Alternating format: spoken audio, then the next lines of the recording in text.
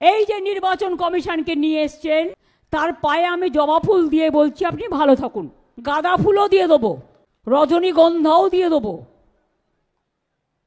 গন্ধরাজও দিয়ে দেবো, জুইও দিয়ে দেবো, চাপাও দিয়ে দেবো। আপনি গভর্নমেন্টের হয়ে এনআরসির খেলায় নেমেছেন। হঠাৎ কি এমন হলো যে মুখ্যমন্ত্রী মমতা বন্দ্যোপাধ্যায় জনগণের মঞ্চ থেকেই নির্বাচন কমিশনের উদ্দেশ্যে বলছেন, নির্বাচন কমিশনের পায়ে আমি জবা ফুল, গাঁদা ফুল, জুই ফুল, রজনীগন্ধা সমস্ত ফুল নিবেদন করব। ঠিক কি বলছেন মুখ্যমন্ত্রী, শোনা যাক। রজনীগন্ধাও দিয়ে দেবো, গন্ধরাজও দিয়ে দেবো, জুইও দিয়ে দেবো, চাপাও দিয়ে দেবো। আপনি গভর্নমেন্টের হয়ে এনআরসির খেলায় নেমেছেন। বলছেন একবার কারো বাড়ি যাবে, ঘুরে চলে আসবে, 4 বার যাবে। 4 বার তো সকাল দুপুর বিকেল সন্ধ্যেও যেতে পারে, নাও যেতে পারে, নিয়ে তার নামটা বাতিল।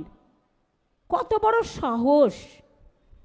স্বাধীনতা আন্দোলনে ছিল না, জাগরণে ছিল না, গণতন্ত্রে ছিল না, শুধু একজন দেশের মন্ত্রীর, তিনি কোঅপারেশন ডিপার্টমেন্টের প্রিন্সিপাল সেক্রেটারি ছিলেন। তাই তিনি এসে ডাবল ইঞ্জিন সরকারের মতামত নিয়ে ভোটার লিস্ট থেকে নাম বাদ দেওয়ার চক্রান্ত করেছে মানুষকে, যাতে ওনার বন্ধু কলমে ডাবল ইঞ্জিন কার্ড খেলে তাদের জেতানো যায়।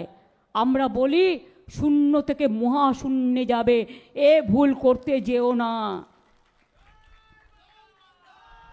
আমরা মাথা বুঝে সহ্য করি না,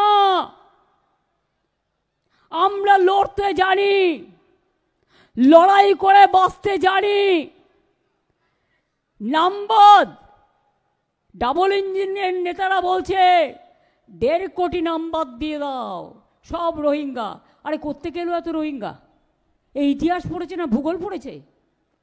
ইউনাইটেড নেশনস বলেছিল কয়েক বছর আগে সব শুদ্ধ রোহিঙ্গার সংখ্যা হচ্ছে 10 লাখ।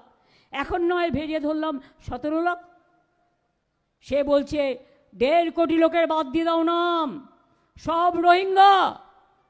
আরে রোহিঙ্গা খায় না, মাথায় দেয় বাংলায়? আমি তো নিজেই জানি না, ওরা থাকে মায়ানমারে। আর ওদের 9 লক্ষ লোক এখনও আছে বাংলাদেশ ক্যাম্পে, যতদূর আমরা কাগজের মাধ্যমে জেনেছি। আর অন্য দেশের ব্যাপারে ইন্টারফেয়ার করার অধিকার বা চর্চা বা ক্ষমতা আমার নেই, আমি কখনো করিও না।